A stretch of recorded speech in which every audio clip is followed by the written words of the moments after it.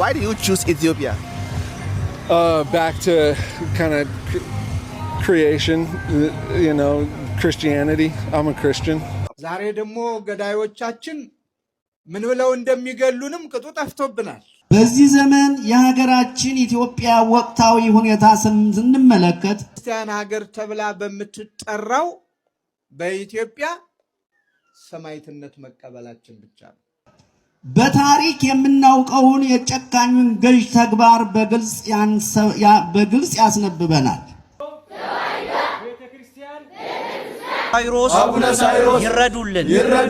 ሚኒስትሯ ሙፈሪያት ካሚል ስር የሚገኙ በርካታ ከፍተኛ አመራሮች የመረጃ ማጭበርበር ወንጀል ተጠርጥረው በቁጥጥር ስር መዋላቸውን የፌደራል ፖሊስ ምንጮች ለዘሐበሻ ገለጹ። የበደልነው ሰው የለም ብላችሁ የምታስቡት? እኔ አንዷ ተበዳይ ነኝ። ብሬ መልስልኝ። ሰላም ምልክት የሆነችው እርግብ እንድትቀመጥ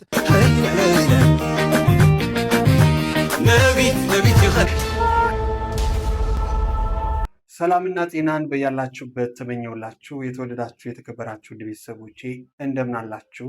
ይህ ጊዜ የተሰኘ ፕሮግራማችን ነው። እንደተለመደው እንግዲህ ዛሬ በአዲስ ቪዲዮዎች ተመልሼ መጥቻለሁ። ሰብስክራይብ ሳታደርጉ የምታዩን ወደ 90% ከፍ ብላችኋል። አሁንም ሰብስክራይብ ያደረጋችሁ ቤተሰብ ሁኑ። የዛሬ ቪዲዮዎቻችንን እንመለከታለን። ወደ ዛሬ ቪዲዮዎቻችን ከማለፋችን በፊት እናንተም የደውል ምልክቱን ተጫኑ። ቤተሰብ የሆናችሁ ደግሞ ሼር፣ ላይክ ማድረጋችሁን እንዳዘነጉ። ወደ ተመረጡ ቪዲዮዎቻችን እንለፍ። ዛሬ ወደ ተመረጡ ቪዲዮዎቻችን ስናልፍ እንግዲህ ከወደ ውጪ ነው የምንጀምረው። እስቲ ባህር ማዶ እንሻገር እና ስለ ኢትዮጵያ አንድ እንግዲህ ዩቱበር መንገድ ላይ ስለ ኢትዮጵያ ወይም ደግሞ ስለ አፍሪካ የት ሄዳችሁ ቫኬሽን መቆየት ትፈልጋላችሁ ብሎ በጠየቀበት ቅጽበት አንድ እንግዲህ መንገደኛ አስገራሚ የሆነ ነገርን ተናግሯል። በጥቂቱ ተመልክተን እንመለስ። Vacation in Africa. What African country will be your destination? Ethiopia. Ethiopia. Oh, you have the Ethiopian symbol. Oh, you also have a tattoo over here. Yeah, don't look at my sunburn. Okay. Why do you choose Ethiopia? Back to kind of creation, you know, Christianity. I'm a Christian, so Ethiopia is like one of the oldest Christian countries in the world, other than Israel, you know. So I've always kind of looked towards Ethiopia. Only country that was never, or maybe not only country, but one of the only countries in Africa that was never colonized, you know, by European settlement. And back to Jamaica when I was a kid, you know. እንግዲህ ዜጋ ምንድን ያለው ኢትዮጵያ ያልተገዛች ሀገር እንደሆነች እንዲሁም ደግሞ የክርስቲያን ሀገር እንደሆነች እና ብዙ የኢትዮጵያን ኳሊቲ ተናግሯል። እኛስ ኢትዮጵያ እንዴት ነው የምናስባት? ሀገራችንን በምን አይነት ሁኔታ ነው የምንቀበላት? ከዚህ ቪዲዮ እስቲ ዛሬ እንግዲህ አባታችን አቡነ አብርሃም እጅግ በጣም አስገራሚ የሆነ ቃል አስተላልፏል። ይህም ለሰማዕትነት የምንዘጋጅበት ቦታና ሁኔታ የክርስቲያን ሀገር በመሆኗ እንዲሁም ደግሞ የምንገደለው በራሳችን መሬት ላይ በመሆኑ እጅግ በጣም ያሳዝናል ሰማዕትነቱ ብሏልም።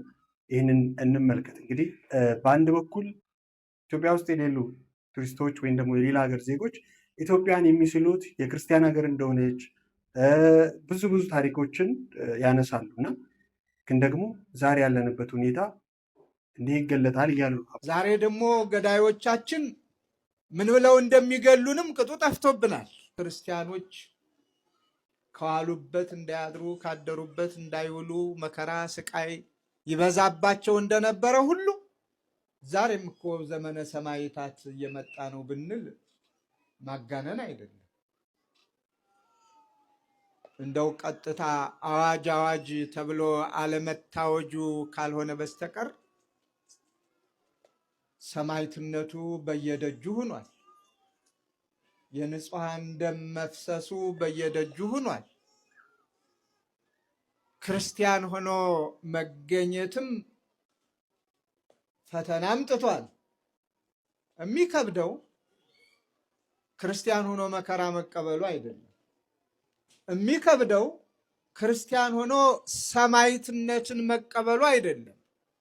የሚከብደውና የሚገርመው ግን በክርስቲያኑ ሀገር በክርስቲያኑ ደሴት የክርስቲያን ሀገር ተብላ በምትጠራው በኢትዮጵያ ክርስቲያኖች በየቦታው ሰማዕትነት መቀበላችን ብቻ ነው። ይሄ ይገርማል። ይሄ ያስደንቃል። ምክንያቱም በሌላው ክርስቲያኖች ሰማዕትነትን ተቀበሉ ስንል ለጣዖት ስገድ አልሰግድም፣ እኔ የማመልከውን አምልክ አላመልክም፣ የኔን ሐሳብ ተቀበል፣ ከክርስትና ውጭ አልቀበልም፣ እማመልከው ሰማያትንም ምድርንም እኔንም አንተንም የሚታየውንም የማይታየውንም የፈጠረውን እግዚአብሔርን ብቻ ነው በሚል ነበር።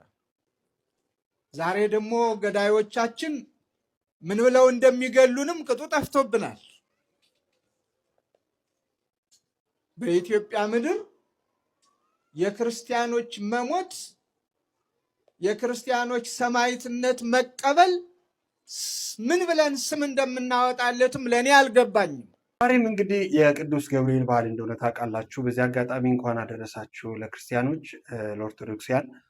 እንግዲህ የአባታችን አቡነ አብርሃም ብቻ ሳይሆን እንግዲህ ሌላኛውም አባታችን ከሐዋሳ እጅግ በጣም ጠንከር ያለ ተግሳጽ አስተላልፈዋል ማለት ነው። ቪዲዮን እንመልከት።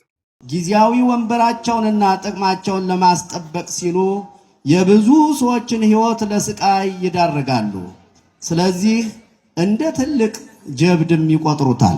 አንድ ጊንጥ ወንዝ ለመሻገር ሲፈልግ እንቁራሪትን በጀርባሽ አዝለሽ አሻግሪኝ አላት። ብትነድፈኝስ አለችው።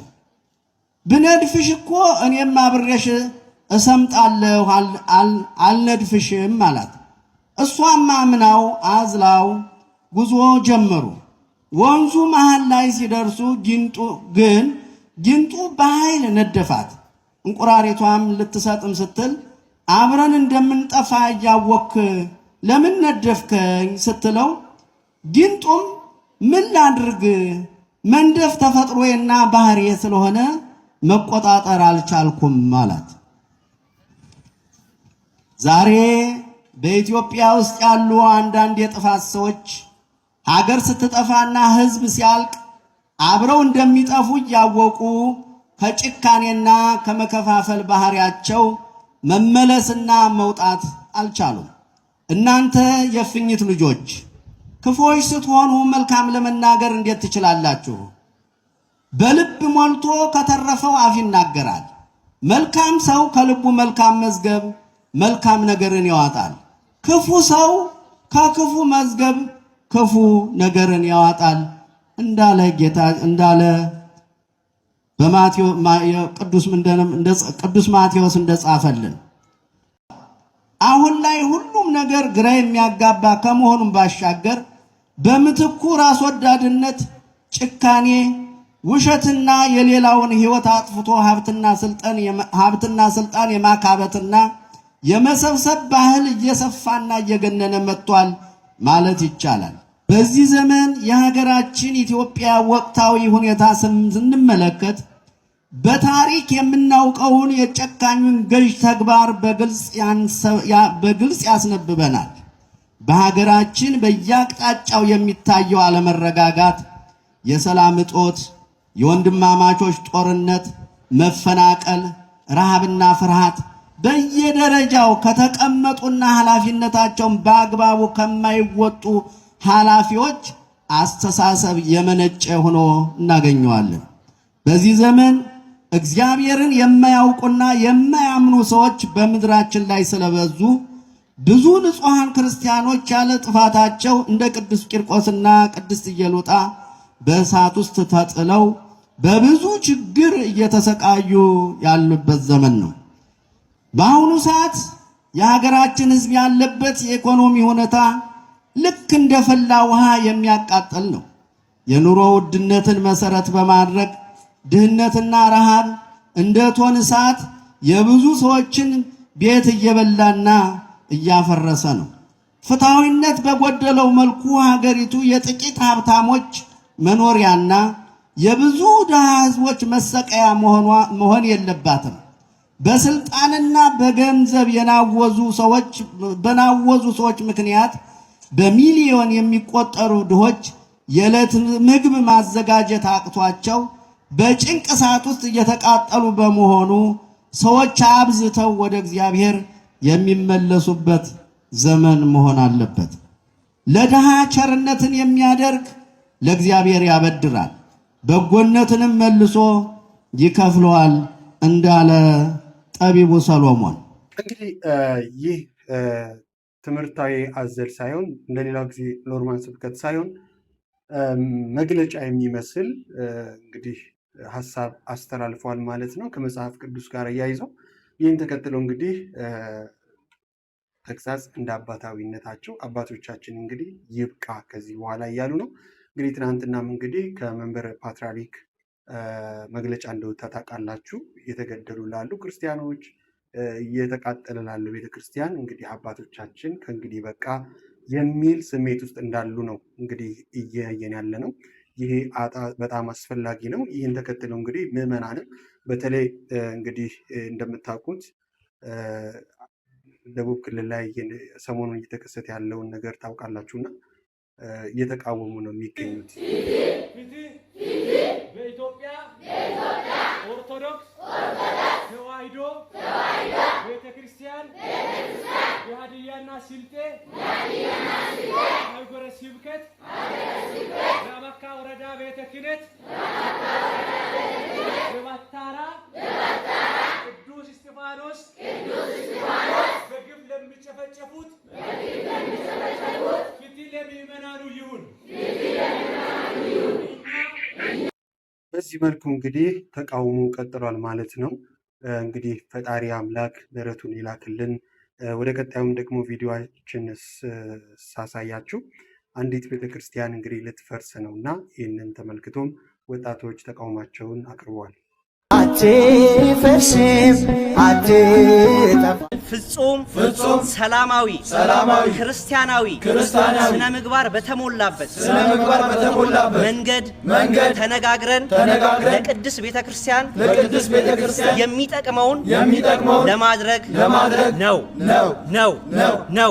በፍጹም ከማንም ጋር ከምንም ጋር ምንም አይነት ግንኙነት የሌለን ክርስቲያናዊነታችን ኦርቶዶክሳዊነታችን ብቻ ቀስቅሶን እዚህ ጋር የተገኘን መሆኑን ለሁሉም ለማሳወቅ እንወዳለን። ዓላማችን ፍጹም ሰላማዊ ብቻ ነው። ይህንን የሀገረ ስብከቱ ሊቀ ጳጳስ ብፁዕ አባታችን አቡነ ሳዊሮስ ይረዱልን። የከተማው አስተዳደር የከተማው የጸጥታ ኃይሎች ይህንን የምናደርገው መንፈሳዊ ግዴታችንን ለመወጣት ነው። ሁከት፣ ብጥብጥ፣ አለመግባባት የኛ ምኞት አይደለም። በመነጋገር በመወያየት ብቻ ይህን ቤተ መቅደስ ጠብቀን ለማቆም የተዘጋጀን ብቻ መሆኑን እንድታውቁልን እንፈልጋለን።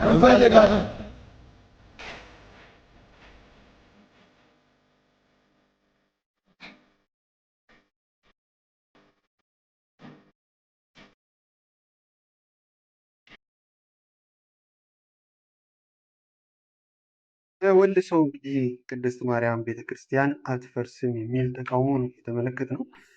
እንግዲህ ወደ ሌላኛው ቪዲዮ ደግሞ ስወስዳችሁ ትልቅ መነጋገሪያ የሆነ አንድ ቪዲዮ አለ። ዛሬ ላይ ስራና ክህሎት እንግዲህ መስሪያ ቤት ላይ ያሉ ሰራተኞች በፖሊስ ቁጥጥር ስር እንዳዋሉ ሰምተናል። ከወይዘሮ ሙፈሪያት ካሚል መስሪያ ቤት በርካታ ባለስልጣናት በፖሊስ ተይዘው ዘብጥያ ወረዱ። በስራና ክህሎት ሚኒስቴር ከፍተኛ አመራሮች ላይ የተካሄደውን ድንገተኛ እስር ምንድን ነው? በውጭ ሀገር ስራ ስምሪትና በኢኤልኤምአይስ ሲስተም ማጭበርበር ተጠርጥረዋል ተብሏል። በተለይ በአረብ ሀገር የምትገኙ ኢትዮጵያውያን እናንተን ይመለከታል። በስራና ክህሎት ሚኒስቴር ውስጥ በሚኒስትሯ ሙፈሪያት ካሚል ስር የሚገኙ በርካታ ከፍተኛ አመራሮች በከባድ የሙስና የህገወጥ የሰዎች ዝውውርና የመረጃ ማጭበርበር ወንጀል ተጠርጥረው በቁጥጥር ስር መዋላቸውን የፌዴራል ፖሊስ ምንጮች ለዘሐበሻ ገለጹ። በቁጥጥር ስር ከዋሉት አመራሮች መካከል የኢትዮጵያ ስራ ገበያ መረጃ ስርዓት ማለትም ኢኤልኤምአይስ ፕሮጀክት ጽሕፈት ቤት ኃላፊ አቶ ብርሃኑ አለቃም፣ የውጭ ሀገር ስራ ስምሪት ዋና ስራ አስፈጻሚ አቶ ኤርሚያስ ተክሉን እንዲሁም አቶ ነቢል ማቲያስና ሌሎች ከፍተኛ የሥራ ኃላፊዎች እንደሚገኙበት ታውቋል።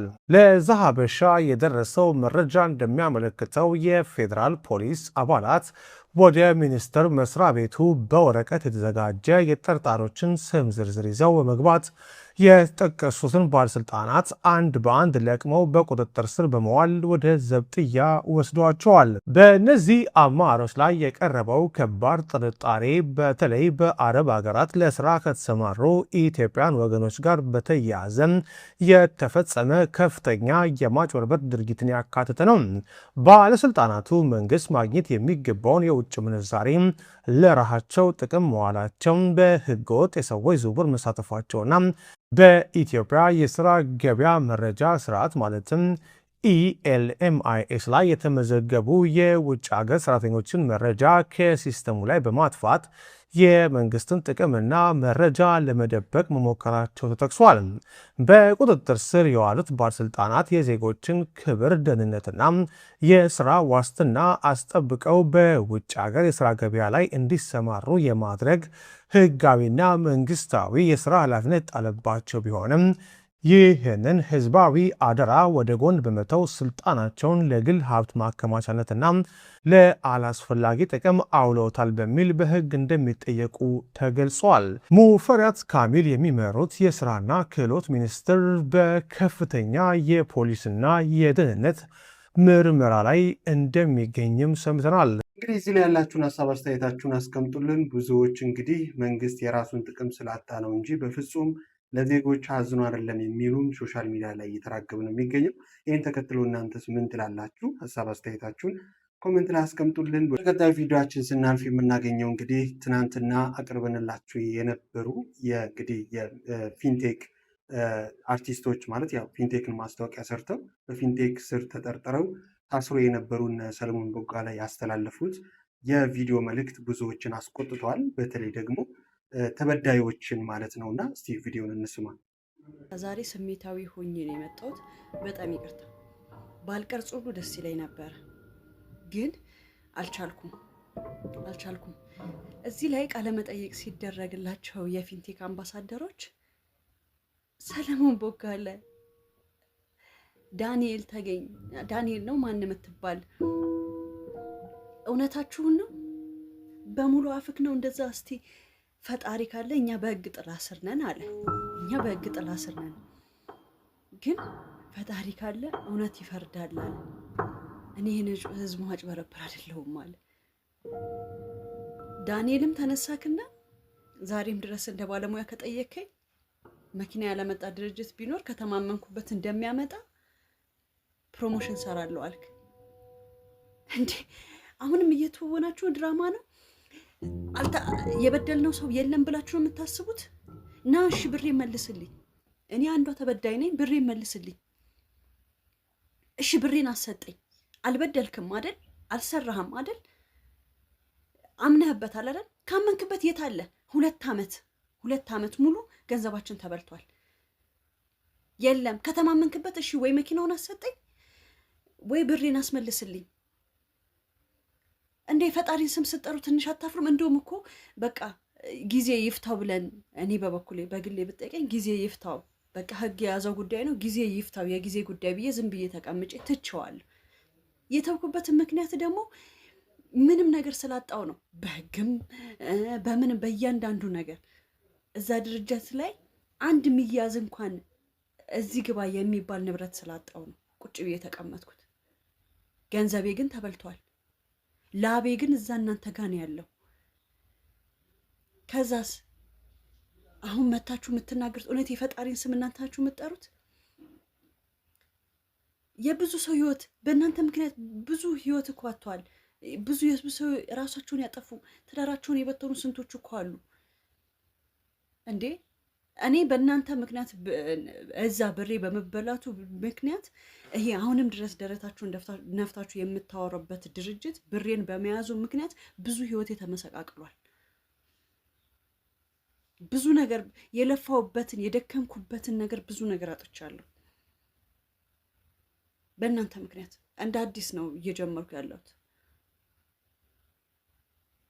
ከሞራል መሰበር በላይ አሁን ወጣን ከገንዘባችን ከማጣታችን መፍትሄ ካለማግኘታችን በበለጠ ደግሞ ወጣችሁ እናንተ እዚህ ጋር የምትናገሩት የበለጠ ያሳመማል። እውነት ነው ፈጣሪ አለ ብለክ የለ ፈጣሪ ይፍረድና አንተ እኔ እስከዛሬ እግዚአብሔርን እርግማንም ከሆነ በቤትክ ይግባ። እኔ የሌላውን ይሄ ህይወቱን ያጠፋው ምናምን ሳይለው አይመለከተኝም። እኔ አንዷ ተበዳይ ስለሆንኩ እኔ ላይ የሆነው ነገር በሙሉ ግን ባንተ ደጅ ይግባ። ምንም አይደለም። እንደሰማችሁት እንግዲህ እቺ ተበዳይ ብቅ ብላለች ማለት ነው። እንግዲህ ተበዳይ ይናገር ማለት ይሄ ነው። ምክንያቱም ተበዳይ እስከዛሬም ዝም ስለተባለ እንግዲህ ያው እዛም እዚህም የሚሰሙ ነገሮች ሌሎች ናቸው። ዞሮ ዞሮ ግን እናንተ ምን ተሰማችሁ? እኔ ልጅቷ በምትናገረው ነገር እውነት ተሰምቶኛል። በቃ ተሰምቶኛል። እኔ ከተበዳይ ጎን ነው መቆም የምፈልገውና እንግዲህ ይህ ቪዲዮ ተቆራርጦ ከተለቀቀ በኋላ ነው ይሄ የመጣው። ገና ሙሉ አልታየም ኢንተርቪዋቸውና ከዛ በኋላ የሚኖረውንም የምናሳውቃችሁ ይሆናል። ወደ ቀጣይ ቪዲዮችን ስናልፍ ትልቅ አነጋጋሪ ጉዳይ አለ።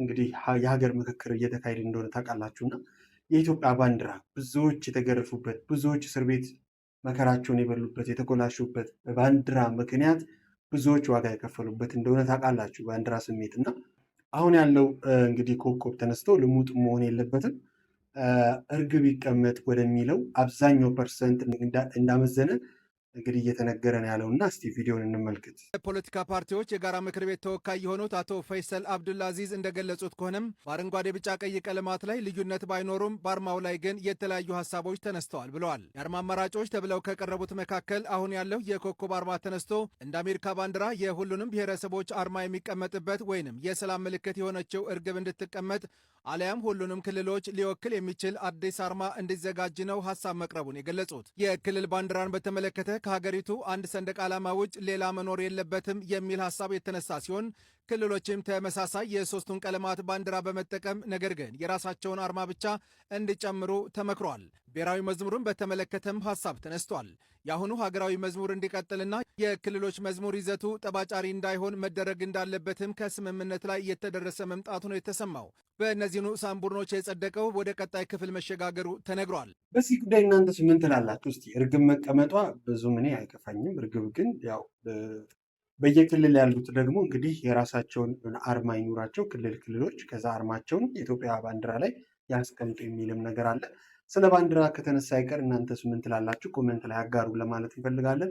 ዋናው ነገር ባንዲራ ብቻ ሳይሆን ሀገርም ወደምትፈልግበት አቅጣጫ ሁሉም ሰው እኔ እየሞትኩ እናንተ የምትኖሩበት እና እናንተ እየሞታችሁ የምኖርበት ሀገር ሳይሆን እኛ የምንፈልገው ሁላችንም ተባብረን ድህነታችንን የምናሸንፍባት የምንከባበርባት፣ አንዱ ክልል ወደ አንዱ ክልል ሰላም የሚሆንበት ነው የምንፈልገው። ስለዚህ ይሄ ሀገራዊ ምክክር እንደው መሬት ላይ ወርዶ ጫካ ላይ ያሉትንም ከዚህ ሳቢ ውጭ ያሉትንም ሰዎች ቢያሳትፍ ደስ ይለኛል እና እናንተስ ምን ትላላችሁ? የተወዳችሁና የተከበራችሁ ቤተሰቦቻችን እስቲ ዘና እናደርጋችሁ። የመጨረሻ ቪዲዮን ለጋብዛችሁ ዘና በሉ እስቲ።